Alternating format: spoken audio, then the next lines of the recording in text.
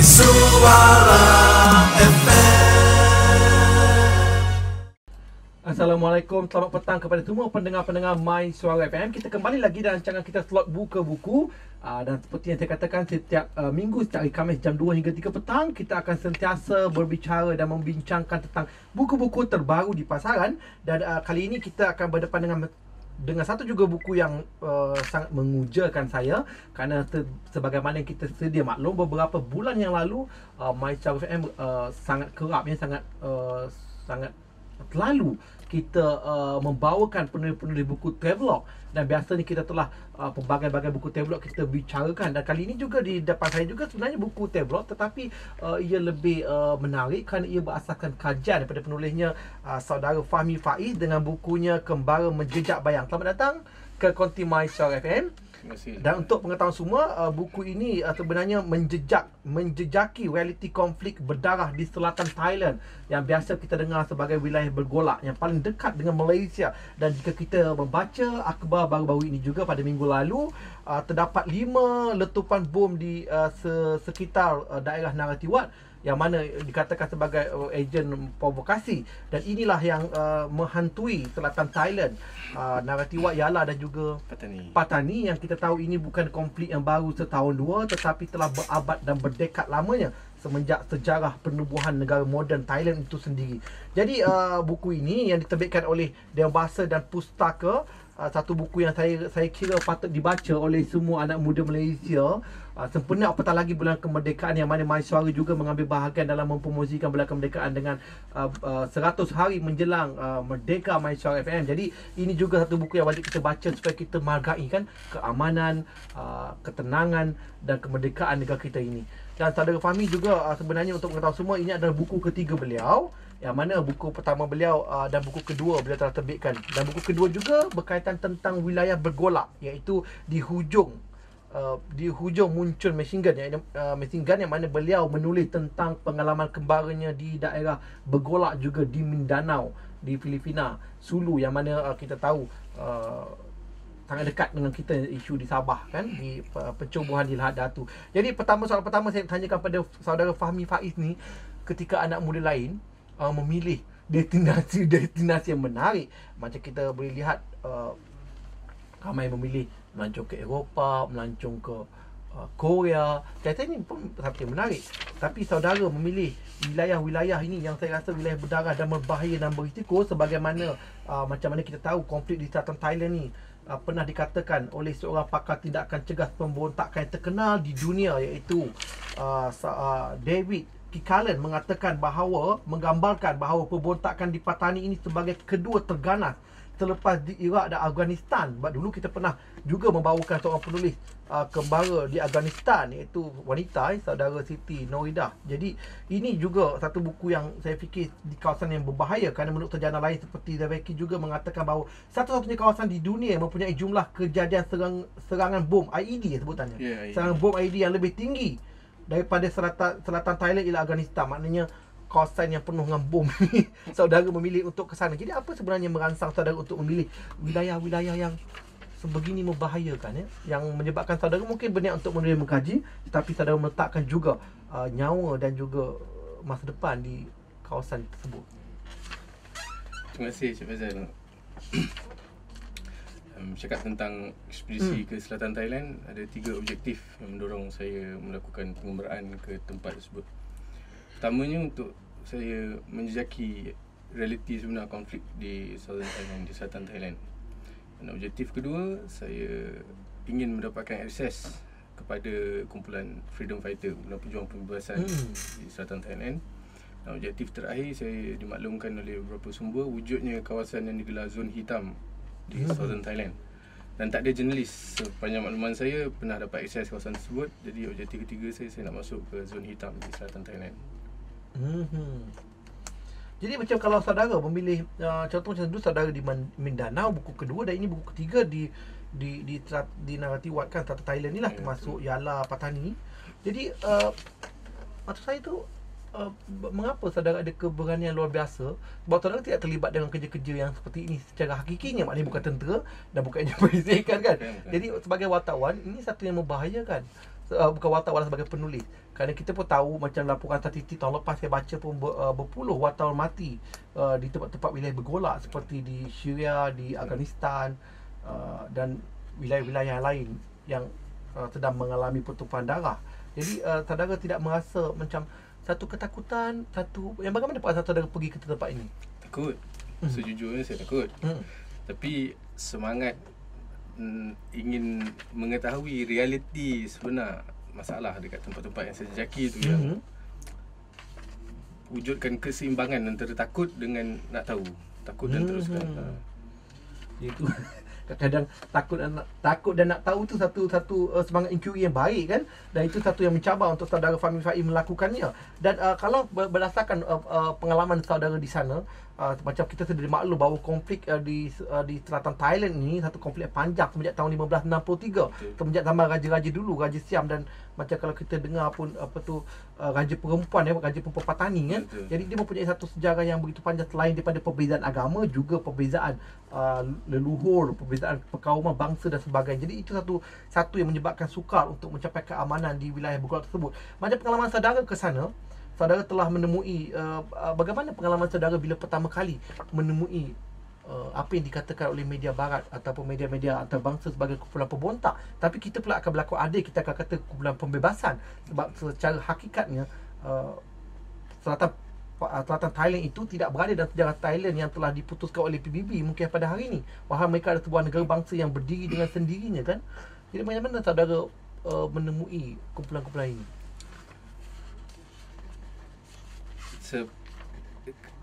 Proses tu sangat rumit sebab saya masuk ke selatan Thailand tanpa akses. Lebih dahulu saya dengan izin bentangkan sedikit kronologi. Sebelum pergi ke selatan Thailand, saya ada berhubung dengan ketua kumpulan pemisah veteran.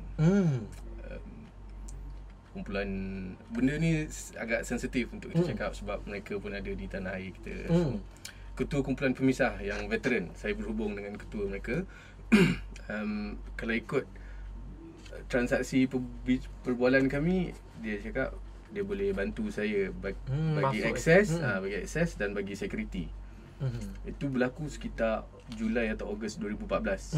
Jadi selepas saja saya dapat akses kepada kumpulan pemisah tersebut, saya berhubung pula dengan MINDEF, Ministry of Defence, dengan kenalan saya yang bantu saya ketika di Mindanao, Major General Datuk Rahim Yusof.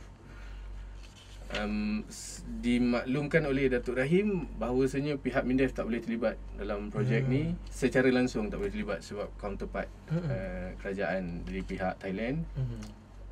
Kalau mereka terlibat nanti takut menjejaskan hubungan bilateral, hubungan diplomatik antara dua negara ni.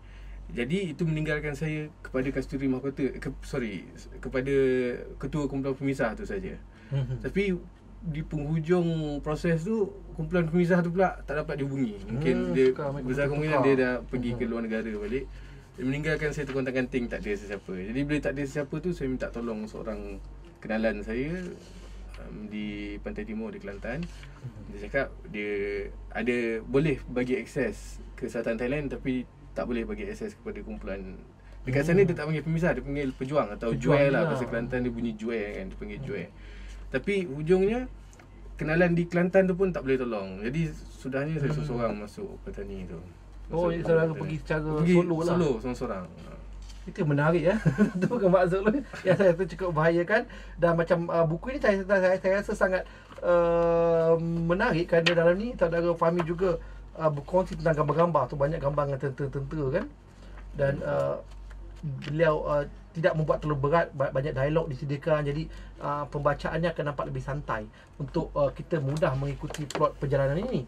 Jadi macam saudara katakan bahawa saudara masuk ke Jueh, saya tertarik perkataan Jueh tadi sebutannya. Ya. Sebab tadi saya baca banyak digunakan perkataan Jueh ya, macam bahasa logat tempatan mungkin.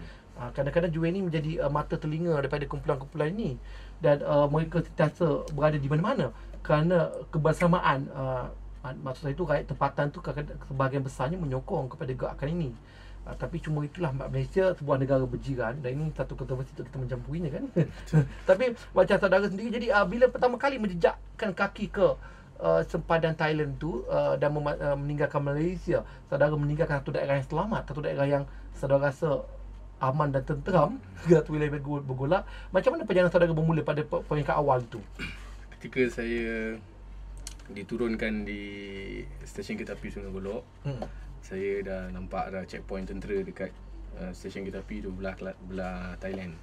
Jadi ini mengingatkan saya pada satu artikel oleh jurnalis Thailand. Dia cakap di kawasan Sungai Padi ada beberapa zon di kawasan Sungai Padi yang digelar sebagai zon merah. Zon merah ni kalau ikut ICJ, International Crisis Group, dijustifikasikan sebagai zon yang bahaya lah, yang mendukung kegiatan pemisah. Penduduk kampung di kawasan tersebut menyokong kumpulan pemisah. Jadi kawasan tu digelar zon merah.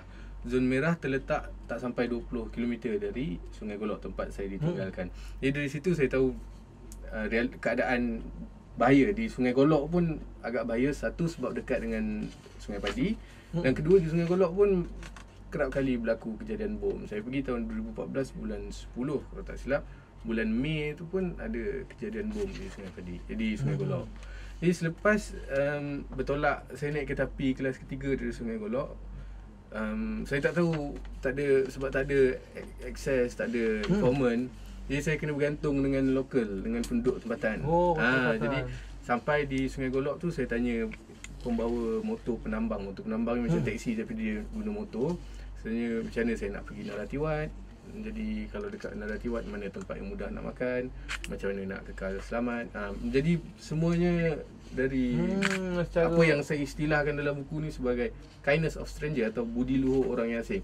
Saya bergantung 100% pada budi luhur orang asing. Orang asing seperti kita dan orang tempatan di situ lah. Sebab dia akan menanggapi kita sebagai orang asing. Dan bagaimana kita orang asing, mereka akan lebih berwaspada, berhati-hati kan.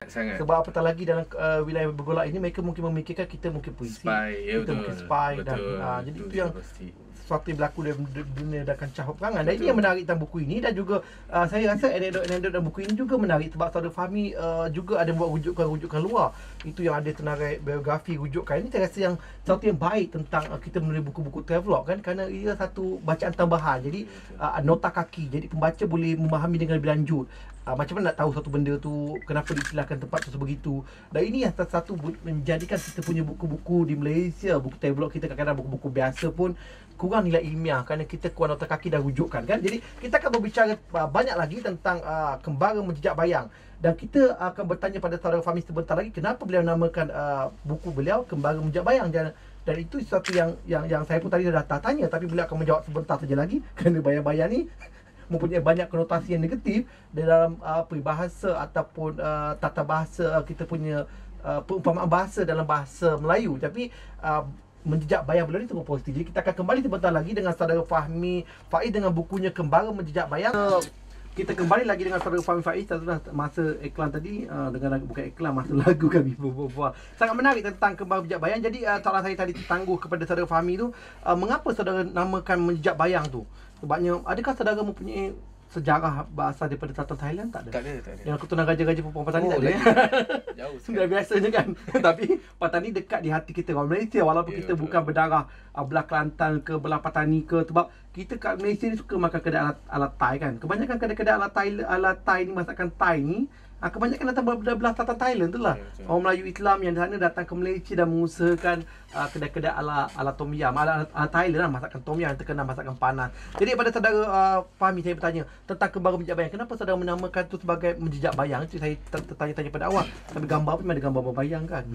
Di selatan Thailand, kumpulan pemisah di sana dikelaskan sebagai atau dianggap sebagai hantu dan membayang oleh banyak pengkaji konflik. Sebabnya identiti mereka sangat-sangat sama, sangat-sangat kabur.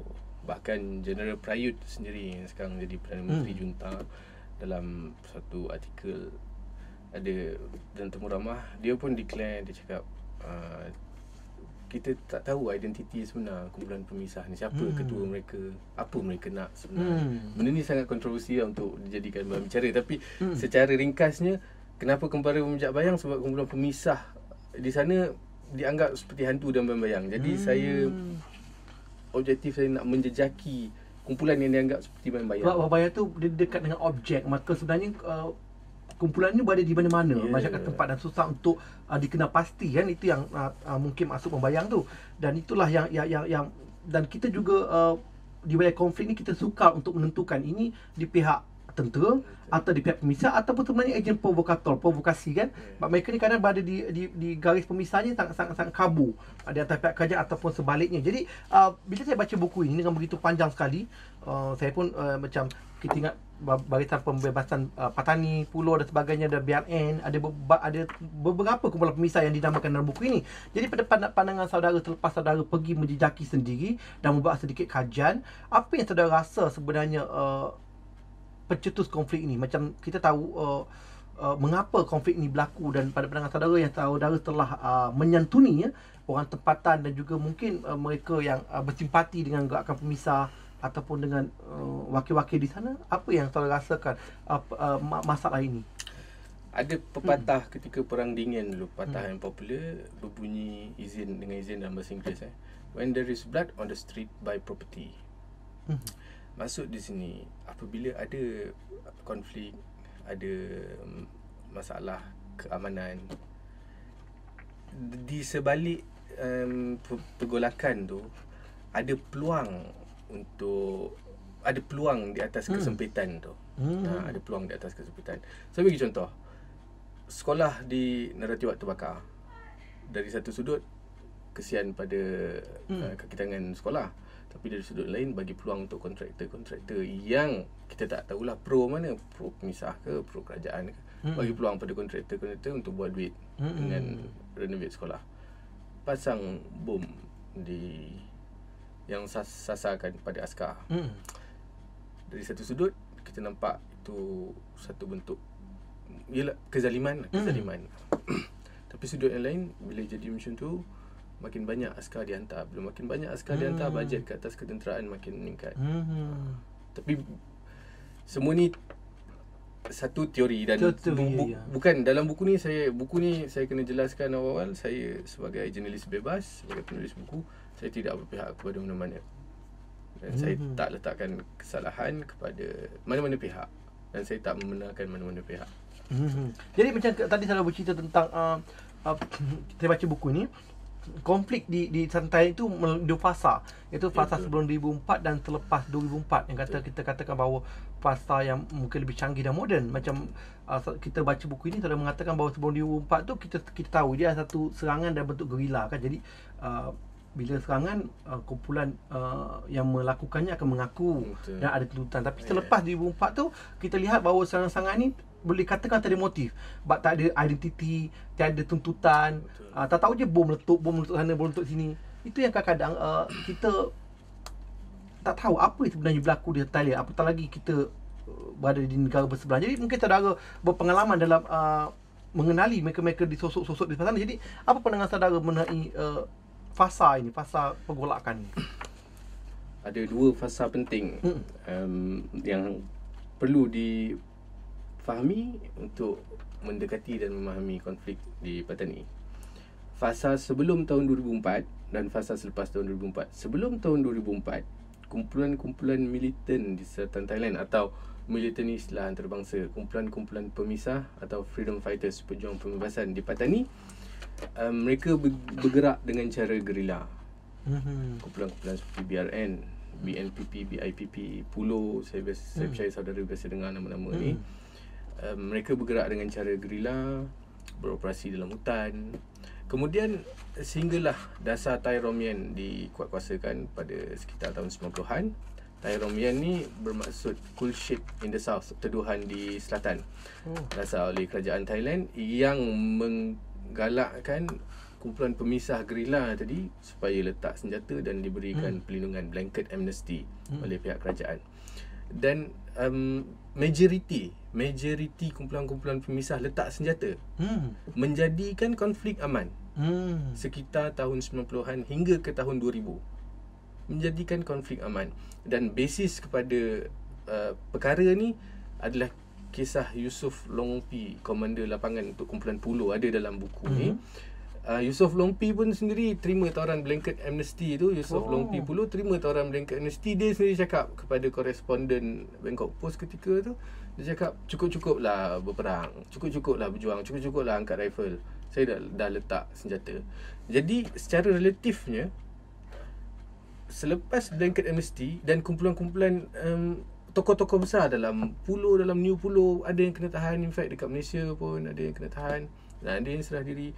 Jadi secara relatifnya, selepas dasar Taiwan dilaksanakan, selatan Thailand kurang sangat-sangat bermasalah.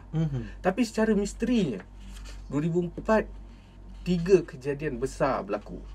Pertama, serangan di Chok Ai Rong, kem tentera Chok Ai Rong, dilakukan oleh kumpulan yang digelar sebagai kumpulan Serban Merah. Saya dapat akses temu ramah orang yang dekat dengan kumpulan ni, dia cakap this is a bogus operation. Ini operasi yang, tapi benda ni sensitif kan, sebab nanti ada orang pula yang claim saya ni. Yelah, betul je lah saya cakap. Serangan pertama Januari 2004 dilakukan oleh kumpulan Serban Merah di balai tentera, kem tentera Chok Ai Rong. Kemudian April di Masjid Krisik. Kemudian pada ujung tahun ketika bulan puasa di balai Polis Takbai. Semua dilakukan dalam bentuk yang sangat sophisticated. Berbeza sangat dengan kumpulan-kumpulan sebelum tu. Kumpulan-kumpulan gerila yang berlatih menembak pegang Kalashnikov dalam hutan, kali ni dah pandai pakai sniper, dah pandai buat IED, improvised explosive device, dah pandai handle rocket launcher. Kemudian bentuk-bentuk serangan sangat sophisticated. Boleh pula serbu kem tentera terbesar di wilayah Neratiwan tu. Dan identiti mereka jadi lagi sama. Dan clue paling penting, ketika serangan ke atas Masjid Krisik, tentera berjaya rampas dokumen-dokumen penting. Selepas serangan tu selesai, ditemukan satu dokumen yang ada nama perancangan yang tercatat atas dokumen tu adalah perancangan 7 langkah. Dekat perancangan 7 langkah tu, pihak pemisah yang terlibat dalam serangan Masjid Krisik, dalam langkah ketujuhnya sebut nak lakukan revolusi di Patani. Orang Patani tak, menurut maklumat informant saya, orang Patani tak bicarakan tentang revolusi. Mereka bercakap tentang kemerdekaan, tentang pemisahan selatan Thailand daripada negara Thai. Mereka tak bercakap tentang revolusi. Tapi ada idea revolusi menyusup ke dalam kumpulan pemisah POS 2000 pasca 2004. Jadi idea revolusi ni, kalau diperhalusi, mana-mana revolusi besar yang berlaku di dunia ni ada campur tangan asing. Ada campur tangan asing. Ada campur tangan asing. Kita sebut tentang Bolshevik di Russia, kita sebut tentang French Revolution. Itulah maknanya dalam golongan pemisah sendirinya ada penyusupan berlaku mungkin. Dan ini saya satu fakta yang menarik sebab tahun lalu pun kita ada mengulas satu buku Dewan Bahasa dan Pustaka, itu sejarah puisi kan, tentang komunis di Malaysia. Jadi sangat menarik buku itu kerana buku itu juga menceritakan bagaimana Parti Komunis Malaya sendiri tertipu kerana penyusupan berlaku apabila mereka ketua-ketua mereka, pimpinan-pimpinan utama mereka, saya namanya Laitek,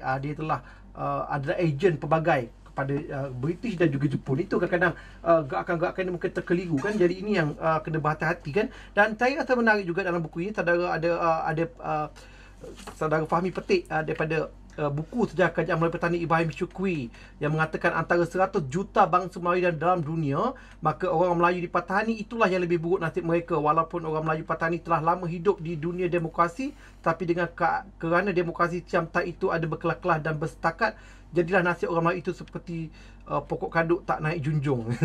Itulah yang menjadi kesian kan, orang Melayu di situ yang menjadi mangsa diskriminasi dan sebagainya. Jadi kita akan kalau saudara pendengar-pendengar ingin mengetahui banyak menarik tentang buku ini, tentang askar, tentang pesawat tempur, tentang bom IED itu yang dikatakan jika dia meletup boleh menerbangkan kenderaan perisai tentera dan terbalik. Mana memang membahayakan. Itu yang kita selalu dengar, bom meletup. Jadi kita akan juga nak mengetahui tentang watak-watak penting mereka-mereka yang berada di belakang gerakan-gerakan ini. Contohnya macam Yusof Longpi tadi, saudara mesti memiliki pembaca, pendengar mesti memiliki buku ini, Kembara Menjejak Bayang, yang tulis oleh saudara Fahmi Faiz. Dan kita berehat sebentar dengan satu lagi lagu puisi. Lepas tu kita kadang-kadang kena berhati-hati. Kadang-kadang dalam kita membaca berita-berita utama dunia, kadang-kadang pemberita itu akan berat sebelah kerana mereka tidak memahami apa inspirasi dan keadaan sebenar yang berlaku di tapak kejadian. Jadi kita akan mendengar satu lagu puisi daripada Pak Malim Ghazali fikir, benarkah laut itu biru? Kerana kadang-kadang kita ingat laut itu biru, tapi sebenarnya laut itu mungkin berwarna lain. Jadi lagu ini mungkin boleh membetulkan perspektif kita. Dan kita akan kembali lagi dengan satu lagi sesi pertama saudara Fahmi Faiz dengan bukunya Kembali Menjejak Bayang. Kita kembali lagi dalam sesi terakhir dengan saudara Fahmi Faiz, Kembali Menjejak Bayang, menjejaki realiti konflik di selatan Thailand. Itu saya menarik dalam bab 6 ni juga. Satu menarik beliau bercerita tentang ranger, air ketum dan marijuana. Saya rasa tu air ketum memang tengah isu kat Malaysia kan. Sampai kena dipasar, daun ketum dipasarkan ke luar negara. Jadi ada cerita pasal air ketum ni. Saya rasa menarik dalam buku ni sebab banyak juga benda sampingan, makanan-makanan pun diletakkan di sini yang tentang masyarakat Melayu kita di sebelah selatan Thailand.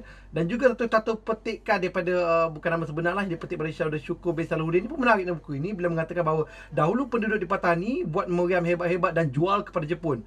Sekarang orang kami jual sate saja. Itulah bila kita sejarah ni satu benda yang menarik kan. Patut sejarah akan meletakkan satu penandaan untuk kita lebih berjaya pada masa depan, bukan sebaliknya. Jadi balik kepada cerita ranger air ketum dan marijuana ni, mungkin saudara Fahmi boleh cerita kata air ketum dan marijuana ni. Saya rasa sangat menarik ni kan. Bab 6 ni khusus pada bab ranger air ketum dan marijuana. Dekat bab 6 ni khusus kepada kumpulan-kumpulan paramiliteri di selatan Thailand. Sebab tu ada satu kampung dekat sana, saya dibawa mendekati sekumpulan ranger Chorobo. Chorobo ni askar pengawal kampung yang dibayar oleh ketua kampung, Tok Nebeh. Dekat sana dia panggil Tok Nebeh. Jadi masa saya sampai tu, dia hulurkan saya satu balutan yang dia cakap mara. Saya tanya mara ni apa? Ganja. Saya cakap, saya tak boleh lah isap ganja kan. Macam mana saya nak menulis. Tapi itulah, yang hulur tu adalah ranger Chorobo. Kemudian kami bergerak dari tempat tu. Informant saya ketika tu, dia cakap, Fahmi, itulah dia cerita sebenar kat selatan Thailand ni. Orang yang kawal keselamatan isap ganja, kemudian minum air ketum, dengar lagu Salim. Lagu Salim popular. Itu menariknya lagu Salim terkenal sana. Kita kadang jadi bila mereka dalam keadaan mungkin ambil dadah yang macam ni, mereka lebih kurang waras. Kerana berlaku macam mana mereka boleh bertindak kan.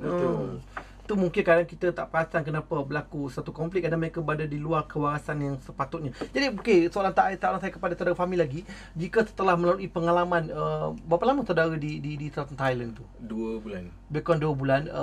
Saya tu begitu pengalaman yang tanpa ada tebaran networking, connection, akses yang langsung, kerana dua akses saudara melalui email daripada orang tempatan dan juga melalui kawan saya itu tidak berjaya untuk membawa saudara mempermudahkan. Jadi saudara cuma bergantung kepada ihsan ataupun hati budi penduduk tempatan itu. Jadi apa yang saudara boleh ceritakan pengalaman menarik sepanjang 2 bulan saudara di wilayah bergolak tersebut?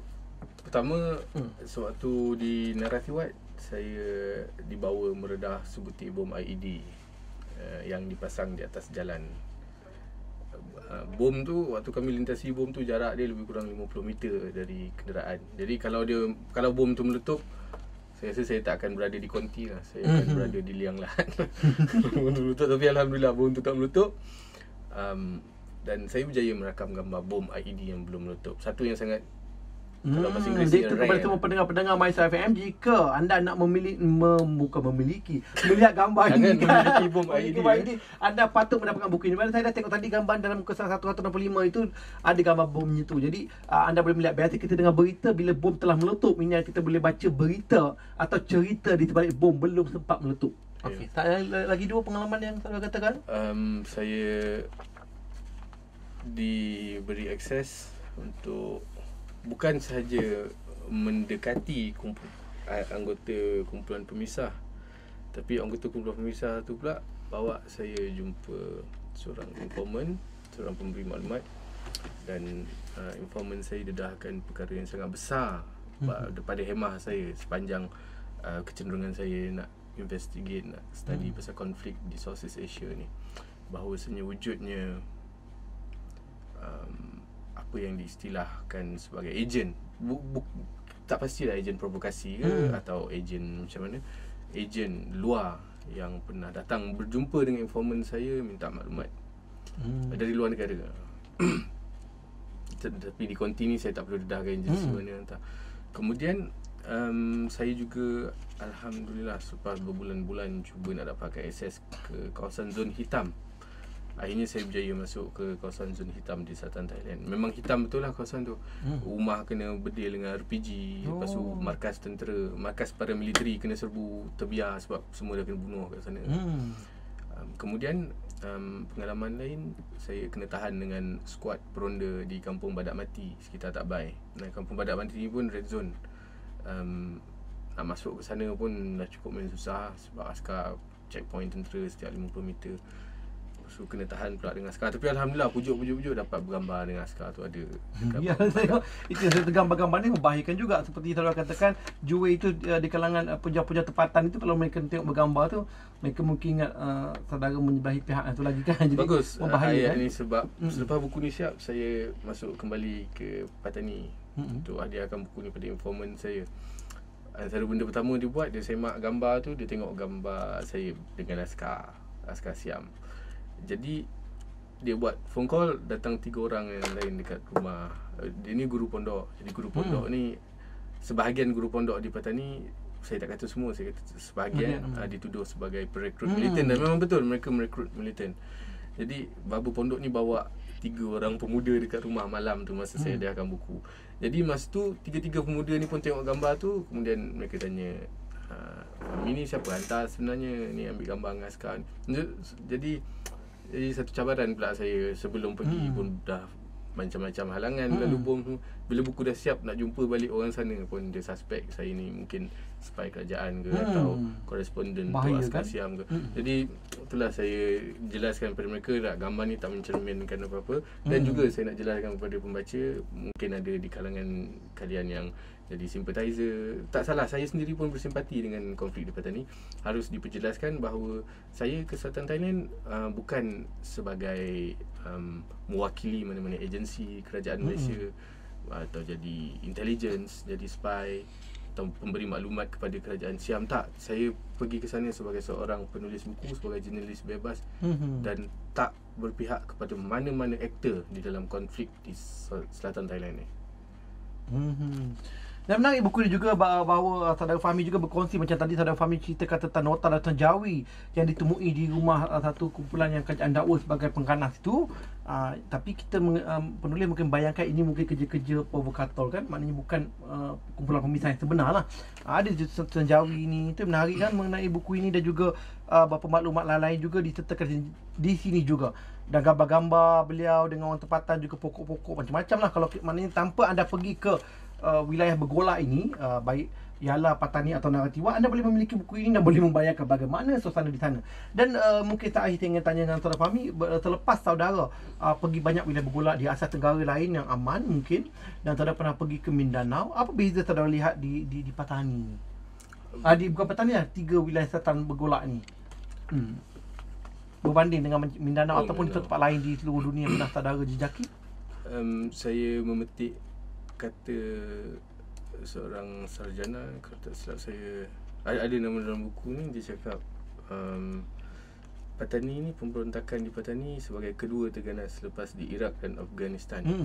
Saya percaya mesej halus yang subliminal adalah untuk memberikan reputasi yang buruk kepada Patani sebagai failed state, sebagai negara gagal. Sebab bila saya berkunjung ke kawasan tu, betul ada bom IED, tapi secara relatifnya tempat tu bukanlah seperti yang digambarkan oleh media, bukanlah seperti yang digambarkan oleh artikel-artikel akademik, jurnal-jurnal politik. Jadi ganas dari sudut keganasan, tapi kehidupan seharian saya nampak jalan seperti biasa. Jadi jangan terus percaya dengan media. Kalau media cakap satu-satu tempat tu bermasalah, satu-satu aktor tu yang jadi punca, jangan terus percaya. Kita kena ada kapasiti untuk differentiate, untuk membezakan berita yang mana benar, yang mana palsu.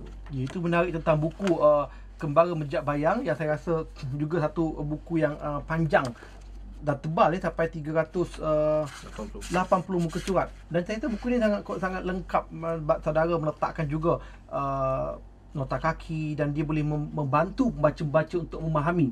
Bahkan dalam ini juga diceritakan sejarah pergolakan bermula daripada Kesultanan Patani sendiri, dan juga sampai terdirinya negara moden Thailand. Jadi ini yang sesuatu yang kita mungkin kadang terlepas pandang. Kadang kita di sekolah dulu mungkin kita belajar sejarah asal untuk Malaysia saja kan, kita kurang memahami sejarah dan sosio budaya dan masyarakat dan latarnya, apatah lagi negara-negara jiran tetangga kita.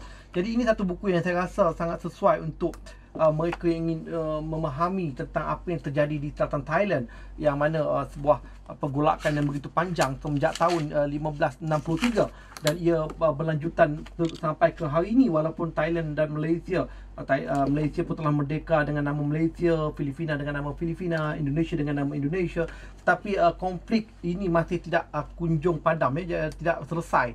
Jadi buku ini, buku Kembara Menjejak Bayang ini diterbitkan oleh Dewan Bahasa dan Pustaka. Terima kasih Dewan Bahasa Pustaka yang telah menaja buku ini. Juga hanya berharga ringgit Malaysia RM35. Saya fikir RM35 satu harga yang sangat murah untuk kita memahami apa yang berlaku. Kerana saudara Fahmi sendiri mengatakan bahawa beliau telah pergi ke sana dengan kos yang jauh lebih tinggi, dan juga daripada Geran Penyidikan Dewan Bahasa dan Pustaka. Jadi ini buku tentang pergolakan, yang mana saudara Fahmi mengatakan bahawa di kawasan merah dan hitam. Kita kat Malaysia ni, Fahmi, lampu merah pelanggar kan. Itu yang masalah kat Malaysia tu. Jadi yang last juga saya mungkin tanya dalam 1 minit ni, apa yang sempena bulan kemerdekaan, saya rasa buku ni memang sesuai juga. Walaupun tatan Thailand baik ialah Patani dan Narathiwat ni bukan daerah dalam Malaysia, walaupun kita cuma mungkin sama bangsa dan agama, tapi apa yang rakyat Malaysia tanpa memilih kaum dan agama boleh belajar daripada konflik ini? Mungkin saudara boleh ada satu nasihat mungkin? Jangan cetuskan perkara-perkara yang boleh wujudkan ketidakseimbangan dalam keharmonian. Ketidakharmonian kan? Ketidakstabilan boleh dikatakan. Jangan cetuskan. Sebab bila dah tercetus nanti cukup sukar untuk mengatasi kan? Cukup sukar. Cukuplah kita 13 Mei 1969 dan kita rasa Malaysia cukup bertuah, walaupun kita ada 3 kaum yang lebih besar lagi, tetapi rakyat masyarakat boleh hidup aman dan sentosa. Jadi terima kasih kepada saudara Fahmi Faiz yang juga dengan bukunya Kembara Menjejak Bayang terbitan Dewan Bahasa dan Pustaka. Jadi saudara yang pendengar boleh dapatkan di kedai-kedai buku terpilih, juga laman web Dewan Bahasa, DBP Niaga, dan dalam poster pun ada ditulis nombor WhatsApp. Sekarang DBP mempunyai aplikasi yang sangat canggih, boleh beli dan boleh hantar melalui penghantar laju. Itu yang saya rasa teruja pula tengok DBP ni, dia ada penghantar laju macam yang ada makanan segar. Jadi kembali lagi setiap hari Khamis jam 2 hingga 3 petang di slot buka buku My Suara FM. Minggu depan juga kita akan kembali dengan satu lagi buku daripada Dewan Bahasa dan Pustaka.